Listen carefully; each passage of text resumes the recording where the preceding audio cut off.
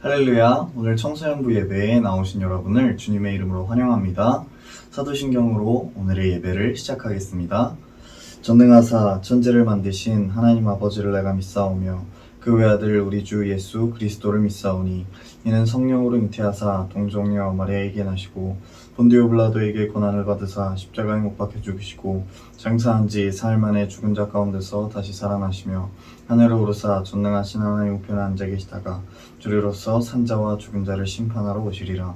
성령을 믿사오며 거룩한 공예와 성도가 서로 교통하는 것과 죄를 사하여 주시는 것과 몸이 다시 사는 것과 영원히 사는 것을 믿사옵나이다. 아멘. 꽃들도 찬양하시겠습니다.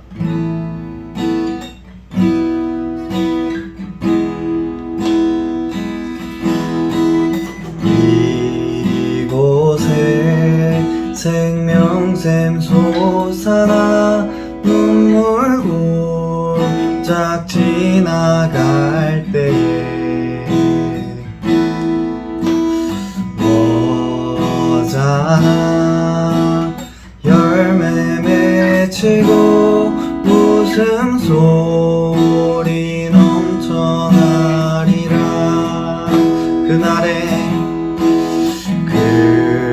그날엔 하늘이 열리고 모든 이가 보게 되리라.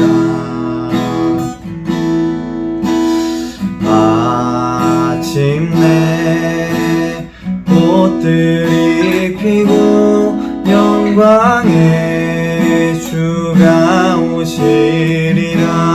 꽃들도 구름도 바람도 넓은 바다도 찬양하라 찬양하라 예수를. 하늘을 울리며 노래해 나의 영혼아. 은혜의 주 은혜의 주 은혜의 주.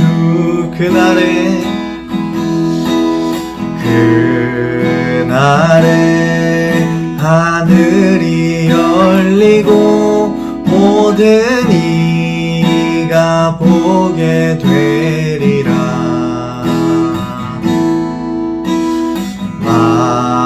마침내 꽃들이 피고 영광의 주가 오시리라. 꽃들도 구름도 바람도 넓은 바다도 찬양하라 찬양하라 예수를. 하늘을 울리며 노래해 나의 영혼아. 은혜의 주 은혜의 주 은혜의 주.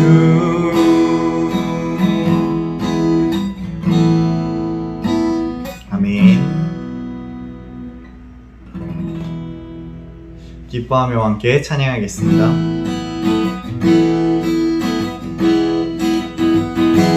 기뻐하며 함께 노래 부르리. 소리 높여 할렐루야 부르리.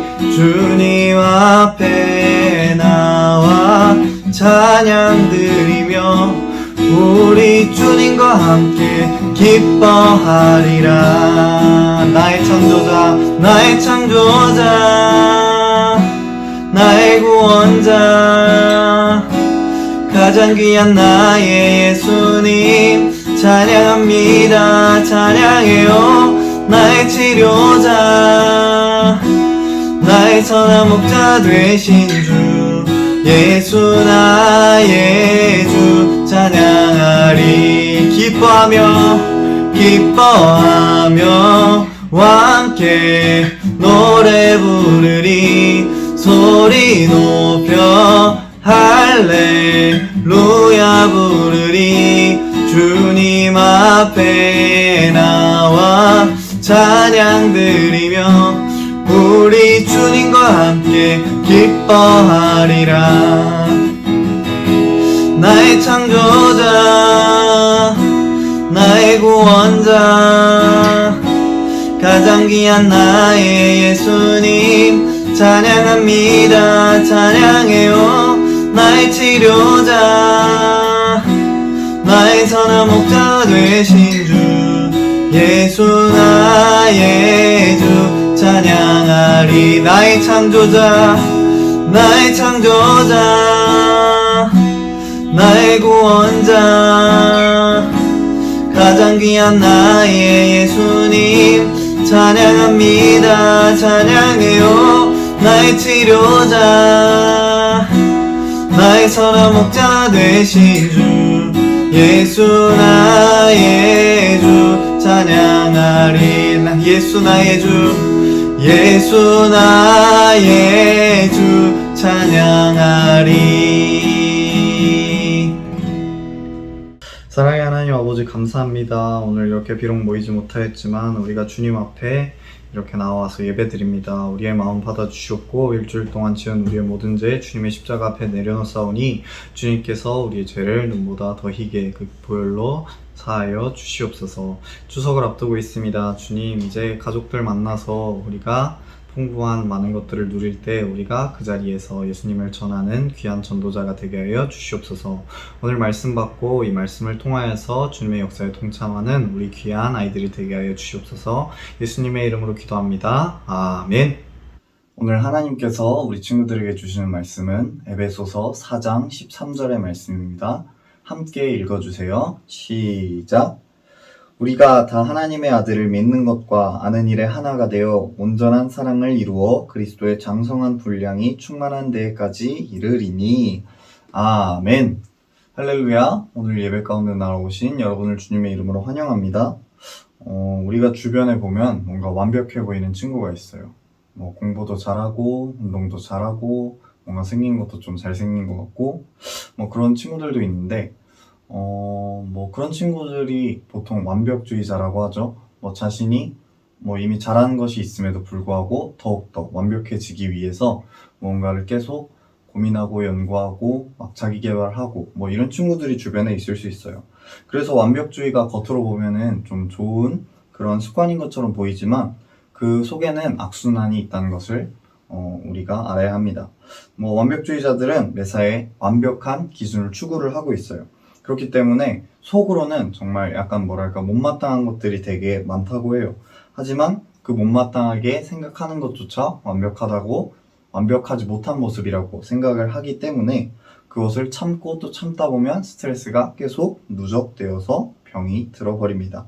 하지만 그것조차도 완벽한 모습이 아니라고 생각을 해서 상처나 스트레스를 받는다고 합니다. 이처럼 완벽주의자는 뭐 남들의 눈에 비치는 그런 완벽한 모습에도 물론 신경을 쓰고 있지만 자기 자신의 기준에 더욱더 신경을 많이 쓴다고 해요. 그렇기 때문에 다른 사람들에게 좋은 평가를 받는다고 하더라도 자신의 기준을 만족시키지 못하면 늘 불안해한다고 합니다. 하지만 생각을 해보면 그 자기 자신의 기준에 완벽하게 들어맞은 적이 얼마나 될 수 있을까요? 내면에 있는 그 어떤 심판관이 제시하는 그런 기준에 완벽하게 부합할 수 있던 적이 뭐 얼마나 있을까요? 한 개인의 인생과 인격은 자기 자신의 노력으로 완벽해지는 것은 불가능해요. 무엇보다 우리는 은혜로 살아가는 그리스도인이기 때문입니다. 우리가 우리의 힘으로 완벽주의를 추구하면 추구할수록 하나님의 은혜와 일하실 자리는 우리로부터 멀어지게 됩니다. 우리가 하나님의 은혜를 수용하는 것, 이웃의 입장을 수용하는 것이야말로 절대 닿지 못하는 완벽함에 다다를 수 있는 방법이라는 것을 우리는 꼭 기억해야 합니다. 그리고 성경에 등장하는 수많은 인물들도 절대로 완벽하지가 않았어요. 그들도 저마다 문제투성이었어요. 우리 친구들이 아는 베드로처럼 불같은 성격의 그러한 성격의 결함을 가지고 있었던 그런 사람도 있었고, 어떤 사람은 어릴 적에 상처에서 헤어나오지 못했으며, 또 호세아라는 선지자가 있었어요. 가정이 온전하지 못했어요. 그런 가정의 깨짐과 불화를 경험한 사람도 있었고, 사도 바울도 눈이 아파서 눈에 질환이 있어서 사역을 하는데 어려움을 많이 겪었다고 해요. 예수님을 제외한다면 성경의 그 어떠한 인물도 완벽했기 때문에 하나님께서 사용하신 인물은 없습니다. 하지만 하나님께서는 오히려 이런 문제투성이의 인물을 사용하셨어요. 그리고 사용하시는 걸 넘어서 그들의 문제와 상처를 안아주시고 때로는 훈련을 통해서 그들의 모난 점을 다듬고 또 고쳐나가기도 했습니다. 문제투성이의 인생을 사용하시는 성경의 수많은 이야기들이야말로 오직 은혜로 구원을 받는다는 것이 무엇인지 우리에게 잘 보여주고 있어요. 하나님께서는 문제투성이인 우리를 은혜로 구원하시고 이후 우리를 은혜로 구원받은 자답게 만들어 가십니다. 그렇게 우리는 이렇게 하나님의 은혜로 성장해가는 그리스도인입니다. 하나님께서는 그렇게 우리에게 주시는 문제를 통해서 우리에게 원하시는 것은 당장의 문제를 해결할 수 있는 그런 능력이 있는가에 대한 것이 아니에요. 하나님께서 저와 우리 친구들에게 원하는 것은, 진정으로 원하시는 것은 우리가 끝까지 하나님을 신뢰하고 그분께 모든 것을 맡길 수 있는가 하는 것입니다. 그래서 하나님께서는 우리가 어떤 문제 속에서 완전히 하나님을 신뢰하고 의지할 수 있을 때까지 때로는 똑같은 문제를 반복해서 내어주시기도 해요.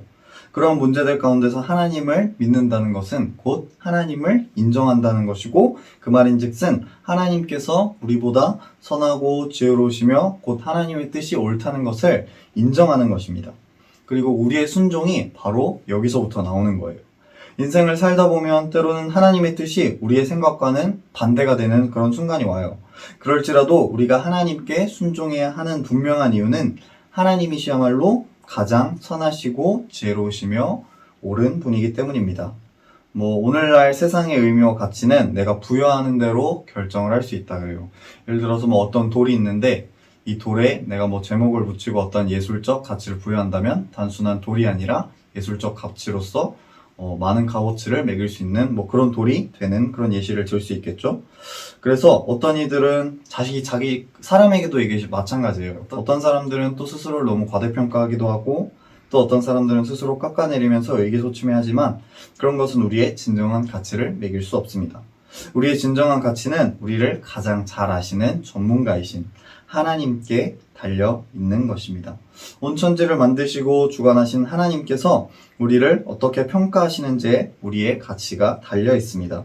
그리고 이미 하나님께서는 우리를 평가하실 때 창조주이신 하나님께서 우리를 위해 목숨을 아끼고 줄 만큼 그 가치를 감히 매길 수 없는 존재임을 그리스도의 십자가 보혈로 이미 우리에게 보여주셨어요.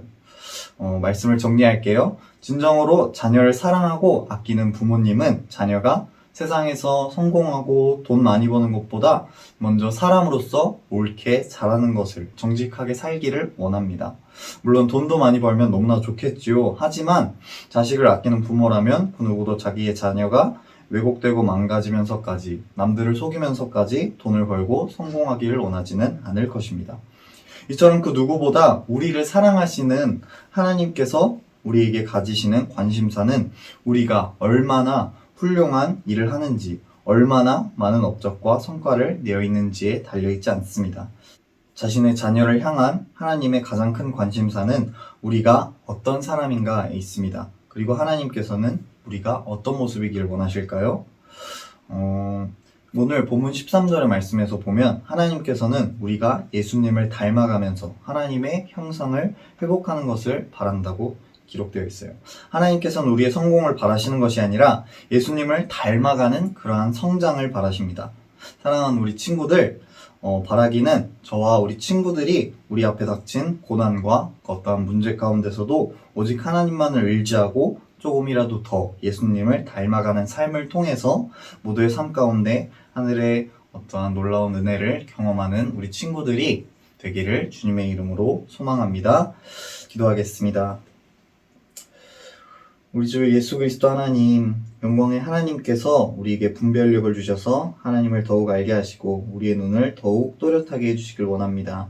그래야 해서 하나님이 무엇을 하라고 부르시는지 우리가 정확히 볼 수 있기를 원합니다. 우리가 어떤 고난과 문제 가운데서도 오직 주님을 의지하면서 하나님께서 우리를 통해 역사하시는 은혜의 통로로 사용하여 주시옵소서. 다른 사람의 시선이나 저의 판단보다는 주님께서 저희를 목숨을 버리시면서까지 사랑하셨다는 것을 언제나 기억하게 해주셨고, 그 사랑 안에서 하나님을 더욱 사랑하고 서로와 이웃을 더욱 사랑하는 예수님을 닮아가는 삶을 살게 하여 주시옵소서. 이 모든 말씀 예수님의 이름으로 기도합니다. 아멘. 주기도문으로 오늘의 예배를 마치겠습니다. 하늘에 계신 우리 아버지여, 이름이 거룩히 여김을 받으시오며 나라의 임하오시며 뜻이 하늘에서 이루어진 것 같이 땅에서도 이루어지이다. 오늘 우리에게 일용할 양식을 주시옵고, 우리가 우리에게 죄 지은 자를 사하여 준 것 같이 우리의 죄를 사하여 주시옵고, 우리를 시험에 들게 하지 마시옵고 다만 악에서 구하시옵소서. 나라와 권세와 영광이 아버지께 영원히 있사옵나이다. 아멘. 할렐루야.